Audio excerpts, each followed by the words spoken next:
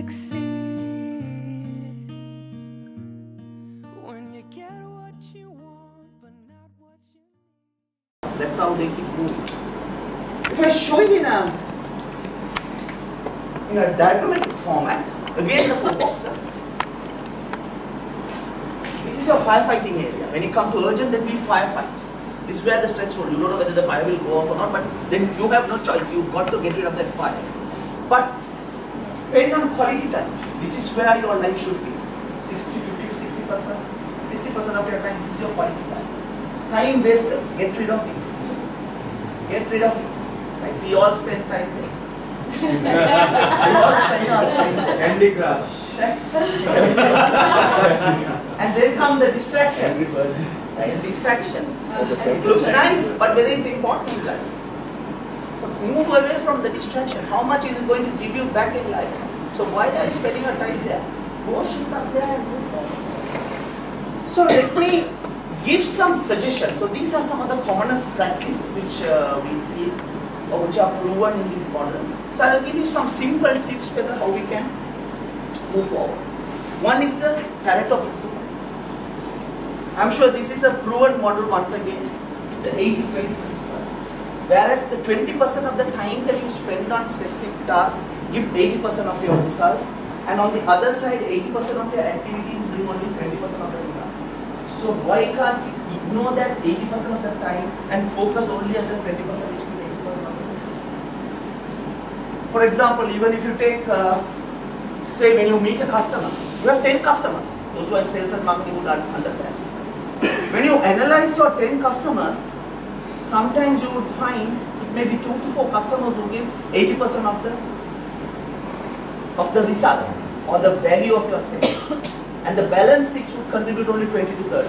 But if you see the time that you spend, the effort that you spend, sometimes even the money that you spend, we have spent equal, and without our knowledge we spend 60 to 80% of the time, money and our efforts on the people who give 20% of the results. So why? So sometimes you've got to take a call and say no, forget it. Let's move forward. How if you have a month with 15 days? How if you have a day with 12 hours? Put in yourself in that situation. Say if today was 12 hours, you have no choice. Instead of 10 customers, I'll meet only the 2. Who are those 2? So identify them and start focusing on them. Ignore. Sometimes you are afraid, okay, I'm not going to get it. No. But the moment you differentiate that 80-20 and start focusing, do that. Even in your life, what are your priorities in life which are aligned to my objective? The practices which are aligned to my objective, you put your efforts behind that. Going for a dancing class versus doing an MBA program. If you want to be a career and if your knowledge enhancement is there, which is your choice. But having said that, if you have achieved what you want to achieve and if you want entertainment and relaxation, dancing class could be a priority. But for a young graduate who want to learn more or come up, I would say just keep that dancing class aside and go for your MBA class. But having said that, some people mix it up. So this is something, the 80-20. Always remember, I think anything you do, it's a 20% of the effort which come 80% of the results. I did this study when I was the president of State. Right? And it's the 20% of the members who have done 80% of the projects. It worked. It works. It worked. I did this study at that time. Out of we had 56 members. I still remember the figures. It's bare minimum. There are 20 members who had gone through that CC1. So they are your champions. VP education, if you want to, those days the golden level, the rat race was there. So you need to focus on them. You need not waste time on all 50. It's not practical for you to give that 56 calls. But I'm sure 10 calls by you, 10 calls by that, if you target those 20, they can be a winners. So this is how you put practical of these 80-20 Pareto principles. I mean, anything in life, you decide, it comes. And end of the day, even when you do a calculation, after the 18 hours that you are awake, you are up to date. Sometimes 80% of the time that we have spent on those non-value adding activities. Office, it's happened to me. Sometimes when I start really work, it's after 5 o'clock. I've done my routine things till then. Firefighting or sometimes it's routines. That's what I'm not, why I go to office. I should be spending quality time. But we are so engrossed in that routines, sometimes it's after 5 or after 6 you start really doing what you want to do, but then that's your limited time. And sometimes we are too tired, or sometimes we are too old. When we sit back and relax and say, I want to do that, Sometimes it's too old. Who knows, in between if your life goes mature. Right? What is it? No replay. What? I missed that part. Okay. So these are some of the commonest mistakes that people do. I'll just stick to 10. Failing to keep a to-do list. Those days, when my wife sent me a list, I was able to remember 5, but now I can remember only 3 things. So I generally write a list and go when I go to the shop. Otherwise, you will give 10 calls. But you want me to buy this? Then while coming, you also get a call, buy this and come. I'm sure it's those who are married, this is a common thing. Oh, I have forgot to bring this. Take a shopping list and go. So if you are taking a shopping list for a basic shopping activity, in life you do a much more lot important things. So have a to-do list. Have a to-do list. Set personal goals. I'm sure the people who work here, the organization has goals. Countries like Singapore have goals. Now Sri Lanka, under the Mahinda Chitri, Sri Lanka has a vision. They have a 2000, whether right or wrong, they have a vision and they are moving on that. But if all these people can have goals and vision and mission, as individuals, do you have one? Set one for you. What do you want to become when you are 40? What do you want to become when I'm 50? What do you want to become 35? Then move along that path. So that is another mistake people don't know. So it doesn't matter, like in Alice in Wonderland story, where the road gets divided into a Y junction. And this person asks, where do you want to go? And the person standing there asks, where do you want to go? And if you say, I don't know, it doesn't matter which road you take. So the people who don't have vision, it doesn't matter what you do, when you do, at any time you do, no issue. You can do anything at any time. But then people who have goals or vision in your personal life, there are a lot of things you got to move forward. You have to prioritize, you got to shift along. So that's something, the second mistake. Third one is not prioritizing. You know you got to rush for an appointment, you know you got to do for a program, your neighbor comes, sit in front of you, start telling stories, and you don't want to say, I have an appointment, please get up and go. Or you don't want to, not to open that door, you don't prioritize. Between two people, two important things, sometimes you see, you don't prioritize. We don't want to upset others. So you need to prioritize, can't tell me. People may think that you are bold, people may think, like, I think I can share a personal experience of mine. When I was 21, 22, when I go as a medical rep, when you go on the tour, people used to socialize. Every day evening, when you start the Anuradhapura tour or chill out that whole area, every day people stay night outs. So then every day evening they socialize, buy a bottle, they cool it and they have a drinking session. So by nature I don't join them for 2 reasons. Number one, at the age of 20, 21 I started doing my CIM. And I was doing it out of my money. So I didn't want to borrow that from my father. So number one, I was careful in my expenditure, so I can't afford to spend on that unnecessary bottle of drink and the bites and the thing. Number two, I have no time because it eats into the following day, it eats into my studying time, and also when I was on tour, I used to say no. So people used to say low bear, moo, selfish, various comments. They used to say various comments. But then my priority was clear. I don't care. But today when I look back at them, I feel sorry. I really feel sorry for them. Right? Some even say you are a ponne.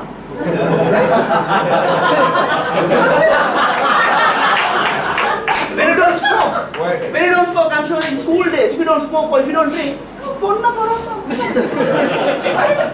And those guys keep on smoking, keep on drinking. At 35, I find they struggle, they can't have a child. Who is the ponne?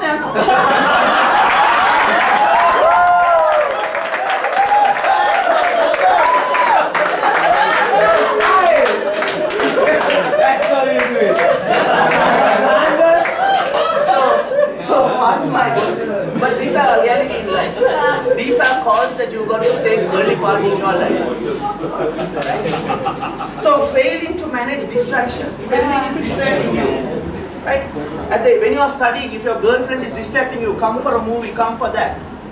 If Lakshan is studying for his MBA and Nadi says, come for this fashion show, darling, let's go, let's do this. If that is your distraction, say no and study. Because MBA which will give you the great learning. And I'm sure after 3 years, from that learning, she who is going to benefit. Today it may be hard. She may be having a big face and say, you didn't come, you upset me, you upset me. In good times and bad times, I will share the... But then what happened? But after 3 years, you would know what you are doing. So move away from distraction. Be bold enough. But then share among your loved one, tell what you have to do. So move away from the distraction. This is another commonest mistake. Procrastination. As Sri Lankans, we are good at saying no. In office you say, no, I'll get boss's approval, I'll get this one. No, you come back later. Some they don't want, they just want the file to be lined. I don't know what the fun they have. But only one area where procrastination has helped, which is proven again and again, is the time that you want to suicide. If you want to suicide and say, okay, I'm not going to die today, let me come back tomorrow. Yes, that is the only one area where procrastination can help. Everywhere else is a disaster. So what you can do today, do it today. Don't leave it for tomorrow. So tomorrow if you're gone, what you're going to do? I am sure there are a lot of people in the medical profession whom I know. God knows when they die, who is going to spend their money? Why are they going to leave it and whom they are going to leave? So don't procrastinate. What you want to do today, do today. Don't put it for tomorrow. Because tomorrow you've got to get another task. You have a whole another list coming in. So don't procrastinate. Procrastination, by the way, those who don't know, is what can be done today, you just put it off on the wall. What's saying that? In government, actually people say government offices, but now it's more procrastination happening in private sector. They just don't want to pass that by some fun. You just want to bring them back. Then taking on too much. Don't take everything. I'll do BP education, I'll do that project, I'll take speech crafters, I'll be the divisional governor, I'll be that. Don't full up. I mean, we can't do everything. Do what you can. So if you can't manage, if you can't take it, don't go on this popular figure of doing everything. So take on managing what you can. Other one is thriving on busy. Some people are busy, all the time busy. So what I say is people who do things, they are not busy. They know what to do when, they are not busy. People who can't manage their time or people don't know what to do, they are the people who are busy. So don't thrive on this busy. Multitasking. Again, argument for and against. But they say multitasking, you are not focused. I've seen many people having breakfast, driving, mobile, all multitasking. These are common signs. But they say be focused. Don't try to do 2 or 3 things. Your focus of attention may be less. So that's another mistake that one may do. Is it unhealthy? Sometimes yes. Or sometimes you are not focused in what I do. I can't be texting here and doing this session. So if you want to be focused with that, they say be more focused. But in the office sometimes you make this. But when you do, even if you have doing 2 or 3 tasks, you might have to do in a busy environment. But at that time you do that. Then park it aside, do this. Then do that. That may be more productive than doing 3 things at the same time, which could be counterproductive. Technically saying time slicing, not multitasking. Exactly. So you can do 2 things at a time, but do 1 per task per time. And take breaks. Some people think taking break is bad. No, taking breaks is good. You get re-energized, you come back. The newest concept with doctors is 20-20-20. 20-20-20 is what? Every 20 minutes, look at 20 feet far and walk 20 feet. Every 20 minutes, I repeat, every 20 minutes, look at 20 meters ahead and you walk 20 feet distance. By walking, you exercise and you re-energize, and only when your brain cells get good oxygen, you're energized, and also you can take better decisions than seated in one place. Even in life, take breaks. Go on holidays. Go with your family. Go abroad. These things are good. You come back re-energized. So that tells me why I go to Kandy every weekend and come back, which I'm missing this week. I come back, seriously, I come back re-energized. That break, for me, that's like a holiday. That's like a break. But then take those breaks. Even within office hours, if you're working 8 hours, don't be in one place. Even when you're studying, anybody said within 24 minutes you can't focus. Those who are studying, take breaks. Have a nap. I know 2 doctors who have taught me and who have done, they take a break, they break the day into 2. What they do, they work the morning session, afternoon they come and have a nap. And they say they have a wash, and psychologically they even change the dress. So when they change the dress, the afternoon session, you know doctors, they practice till there. They say they are re-energized, and that's like a totally another day. I know 2 doctors who do. I don't mind mentioning the name. One is Professor Anjali Madhavali, who is a neurologist. And other is Dr. Shamita Amartaka, who had done 500 surgeries in a day. People ask, where do you get the energy? Even at 12 o'clock, he is energized. In a day, cataract surgeries in a day. He does 20 cataracts per hour. And fastest cataract he had done in 1 hour 29 seconds. He was in the newspaper, I think. He is in the Guinness Book of World Record. He's fastest in Asia, and the fastest in the world. So one of his tactics is 500 in a day. All success. How many per hour? Yes. 20 per hour. General. Right? So when I asked, he told me one of the success is he spent 40 minutes in the morning exercising. And the second thing is he breaks the day into two. And he has that minimum 20 to 40 minutes nap, have a wash, get into a different pair of clothes. And psychologically he is breaking the day into two. And even those who are studying for exam, I'm sure how important that afternoon nap is sometimes. You have a nap, then you are fresh again to go again. Or you go out. Sometimes they say, no, I can't, I don't have time. You just calculate the number of hours seated in a chair studying. No. Sometimes it's not worth. You just go out on 1 hour, do something else totally different and come back to productivity is more. So take breaks. And pressure, like, the pressure that you create yourself. Yes. Isn't it internally created, like you? Self-imposed. Yeah. Self-imposed from outside. Both ways you get pressure. So both it helps when you do take a break. Somebody told me that the pressure is somewhat created within. It's good. Created. It's good. No, that you create the pressure yourself. Correct. Through your beliefs. I don't know whether I'm answering your question. Pressure is good. In a graph, pressure versus time is beyond time management, but since you asked, I'll explain. Pressure at one point up to this, we need pressure to do things. If I have to put my son to study, I need to put pressure. Study.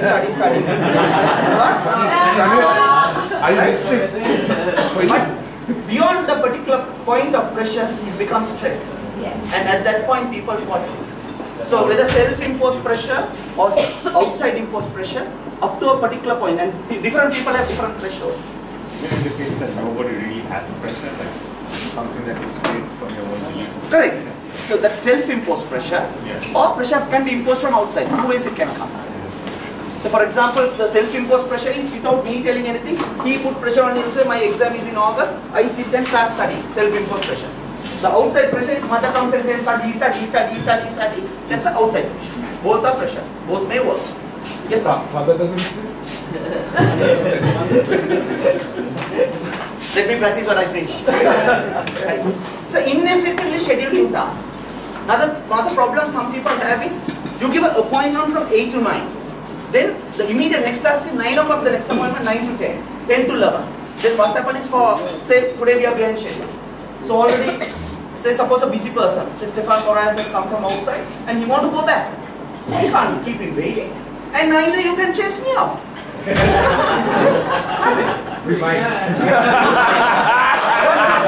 But either of you all are getting antagonized. Either of the person getting, so scheduling, have time in between. What I'm saying is have buffer. For example, very beautifully, when you came in the morning, there's a lot of ample waiting time. When even after arriving, we were able to wait for half an hour to start. But then something goes up, so have adequate buffer time. This I say, even in your life have buffer. Even if you're working on months, have buffer time. Even in your life, have some buffer. This will take off a lot of pressure. So these are some of the commonest mistakes we may make. Yes? Do you think you should have like day off? Yes, definitely. That's part of the thing which I mentioned, take breaks. Like one whole day without doing anything? Up to you. Different people need different things. People, when they get into stress mode, some people want to get out of that place for a week. That's why they go to some other country and get. For some, 5 minutes is good enough. There are times if I get too angry, to manage my anger, what I do is just 5 minutes, I just move out of the room. Sometimes when I come back, that 5 minutes is good enough to come. Or sometimes there are times I just park my email for one day.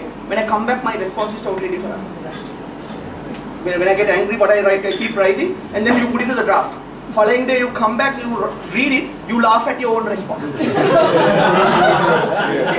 at your own response. And if that response would have gone, you have lost relationship, you have lost customers, and sadly, even marriages have ended up in divorces because of those quick decisions. So breaks do help. Another question that I have, like, yes, do. Sorry that I'm asking. Yeah.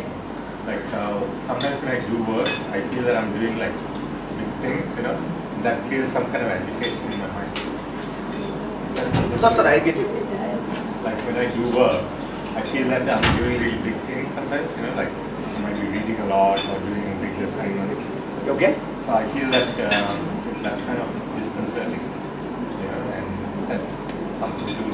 If you do what you like, but if you know your task, what you have to do, then you will enjoy it. So sometimes what that feeling may give is that you are not focusing on where you want to do, or you are doing for someone else.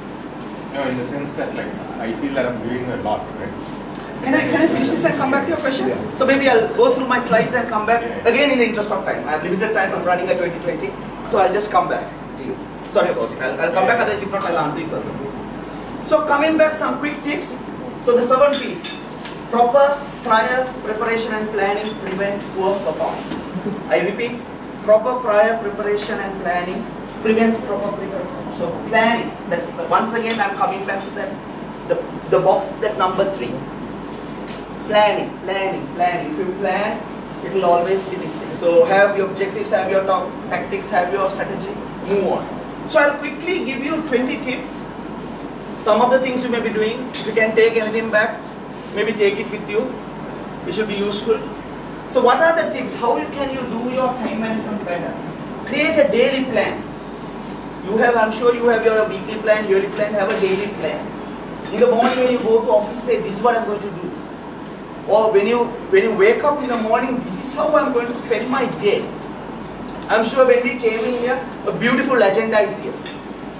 But have you got your agenda for your daily work? Have you got an agenda for your studies? Have you got your agenda in your life? Even on a free day, I suggest have an agenda.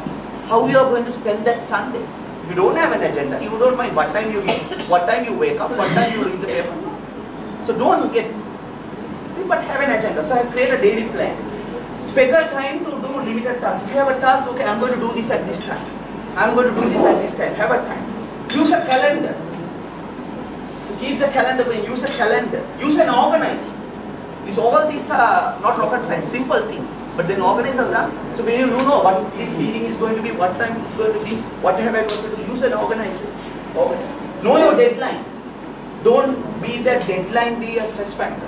When your exam dates are announced, or when your board meeting day are report, or when your budgets are done, or when you know ovation is going to be on this day, or you know before June I got to finish it off. You know your deadline, so might as well do it early. So know your deadline. Learn to say no. The biggest problem we have in life. How many of you are good at saying no? But for some nature we want to be all good people. I mean, we are not running the presidential election, so why are you running a popularity contest? If it's a time waster for me, and if it's going to be my life, no problem. I know he'll get upset, but for me, it is a killer. I say no to this. One thing I do in office is when some people, when time wasters come, I know if he sits, he's not going to get up for 30 minutes. So quickly, I stand up. So when you stand up, he's not going to sit in front. So he finish off what he want to do, or you slowly usher him out and you go to the toilet and come back. It's something I can do. So that's a nice way. I mean, no means doesn't necessarily mean that you go to say no. 100 ways you can say no without using the word. And you can do beautifully. One of the things I learned is sometimes these arguments or some calls come to you. I mean, you don't necessarily go to answer and give an answer. You can always say, I'm driving. I'm without my hands free. Can I call you back? My battery is coming down. So sometimes some calls go on and on and on. Sometimes I say, no, I'm getting overseas call. Can I call you back? So park it aside. Sometimes you never respond. And that person, if you want, he'll call you back for a surprise. But if it's a not important thing, it will never come back again. So you can say no in many ways, and we as Sri Lankans or we as human beings, we are very bad at saying no. No, Nadi asked, no, how can I say no, Machan? Shu asked, how can I say no? Say no, what? They will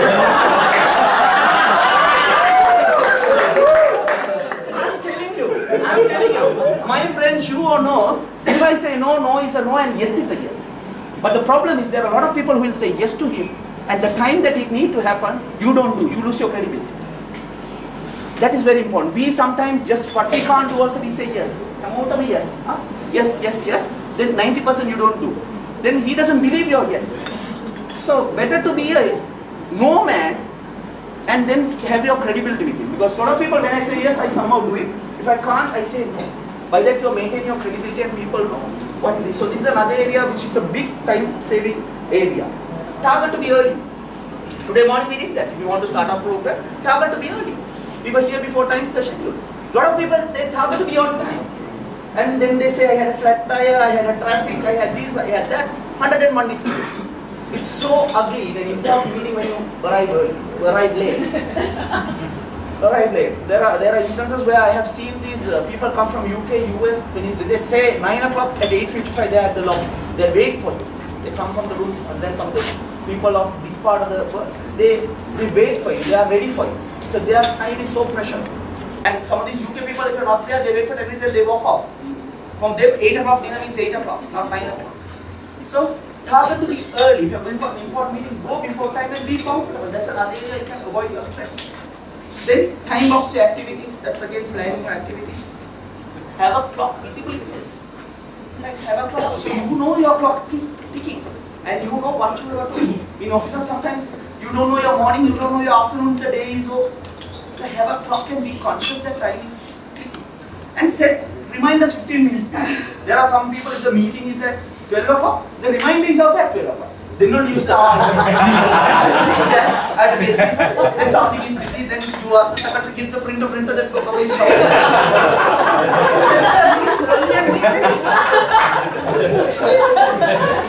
So like all that, so set the meeting before and move forward. So I'll give you 10 more which I'll move focus. So be focused, block out distractions. Distractions could be of any form. Anything which blocks your objective is a distraction. So move that away. Track your time spent, where you have spent your time. Don't fuss about unimportant details. When you got a mail, don't worry about what that person wore, what this person wore, what he did, what he came, who's there, what's the drink bottle he's taking. All these unimportant things just move away. Prioritize. I think I already discussed prioritize. What is important? What is important to you? What impacts it makes? Delegate. This is another area which you are very weak. Say for example, I'll take a home affair. In the morning, the wife get up at 4:30 in the morning. She got to cook, she got to look after the little baby, she got to give the breakfast, she need to prepare herself and go to work, everything she's doing. I'm saying, if your daughter is grown up, if she can fill in that bottle of water, why don't she does that? Ask her, delegate. Or if your son can do a task, certain thing, why don't you give certain things to him? So we are very bad at delegating. Even in office, there are some people who want to do everything. The secretary's job, the junior manager's job, senior manager's job, director's job, boss's job, everything they do it. Move away, delegate. Sometimes sometimes I look for 100% perfectionism, so it's a problem that you want everything perfect. Have a gap. Doesn't matter if somebody does 80% of the work, give it to them. Then you polish up that 20%. Then you doing your entire 100%. That is delegation. If Dilmini want to take a rest and Bandula wants to get the baby, that is delegation. it's beautifully delegated. I'm sure she's resting. Because she has to take a break and she needs to rest and she got to have the energy. Because in the fun night he goes to dance the devil and then she got to leave. So that is delegation and saving energy for the night.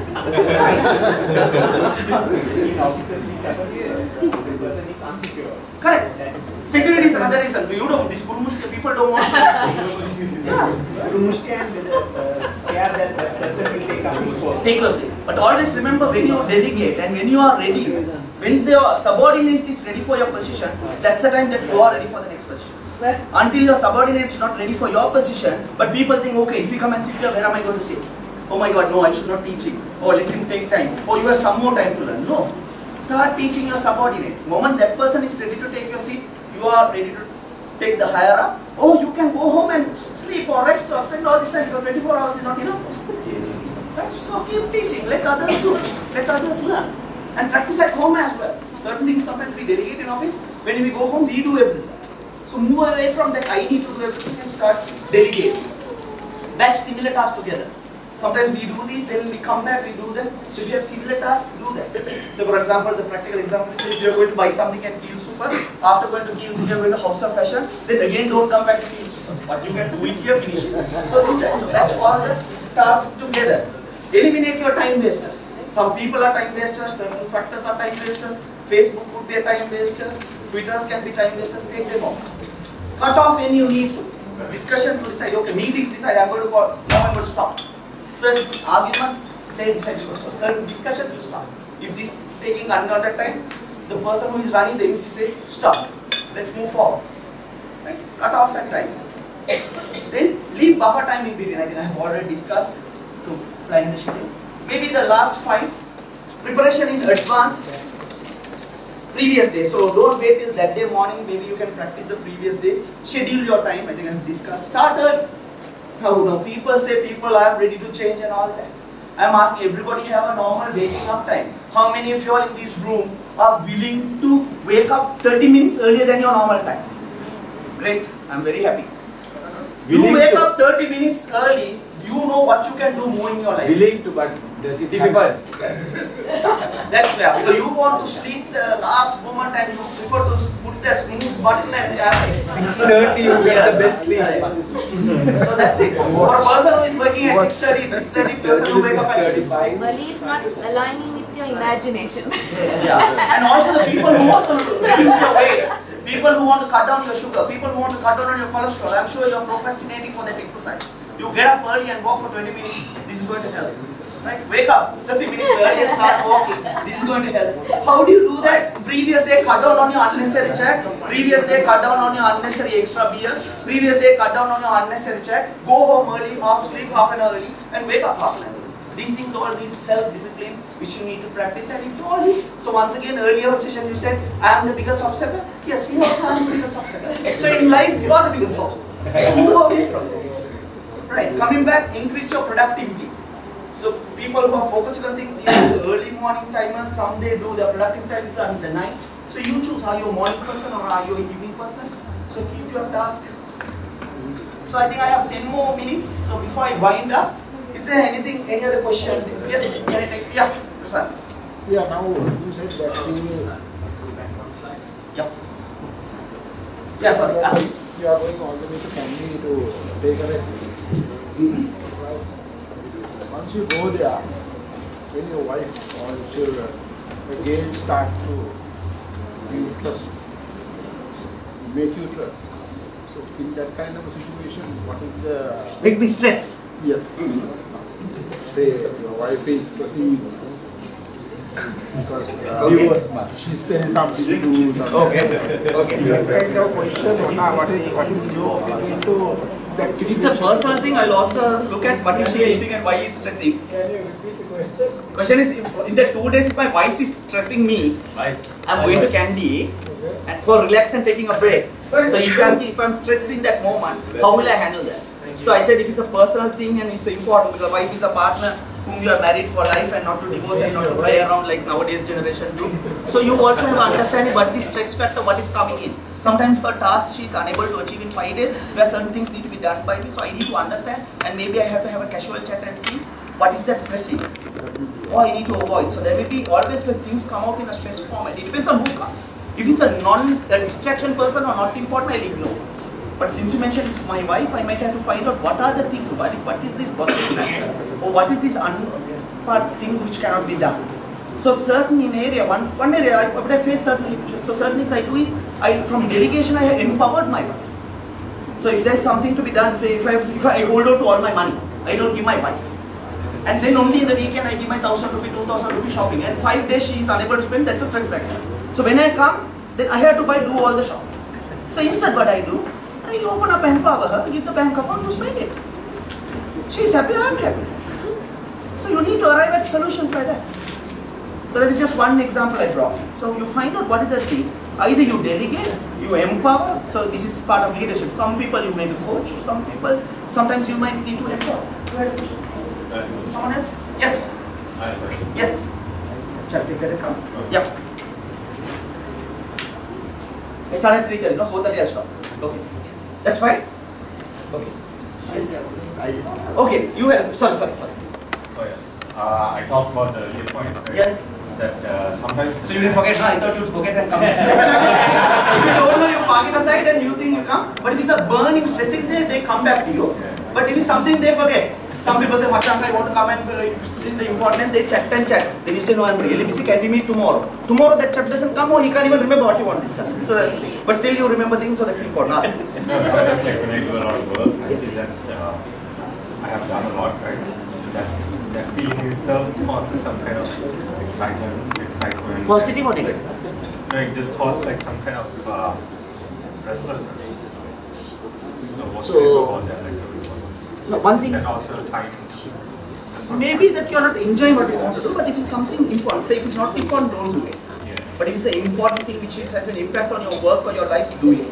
And then you see whether you have all the facts. Sometimes what put you off if you don't have adequate support, then you have to do alone, that's another problem. No, I feel that if that feeling was there, I could have continued working. Correct. So see whether you are, what if you have done it at a different time whether it would help. Sometimes a certain task I get irritated, I prefer to go home and...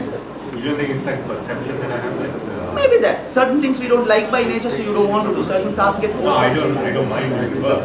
I actually enjoy doing work. So depend on what task is it and you've got to find it. I feel that it's really large what I'm doing. So break it into components. Break it down into components and another important element, ladies and gentlemen, is upward delegation. How many of you have delegated upwards to your boss? You can do that. You can do that. Delegate it upwards. Say you are unable, and there are a lot of people who can delegate upwards to the boss. So do that as well. That's another time saving. So like you delegate everything, don't kill always your subordinate. Pass it to your peers. Pass it to top. Pass it to your parents also. Like you don't give everything to your son. Pass it to your parents as well. There are things that they also can do.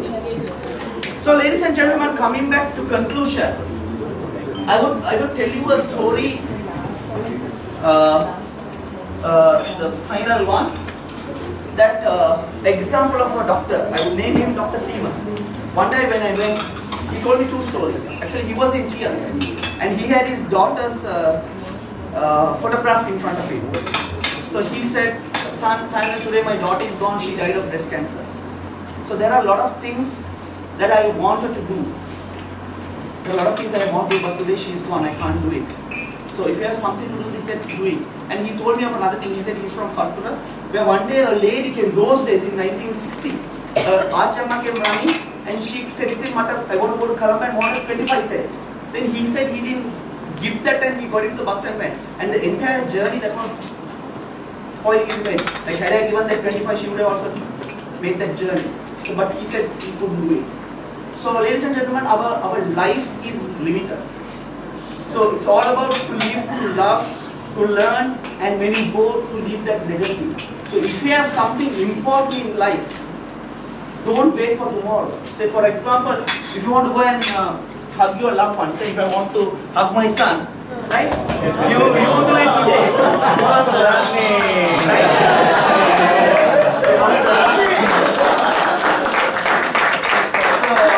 Because now, because if fun night, if I'm going to be there, right? And fun night, if I'm there, I'm sure I should not regret. Oh my God, I should have given that hug at 4:20. Fun night, I'm drop dead. Everybody does. Yes. So, ladies and gentlemen, I suggest all of us live, love, learn, and then live a legacy. Over to you.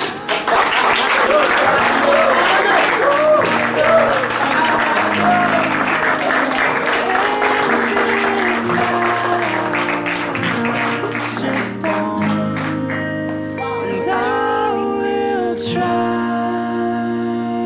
to fix you.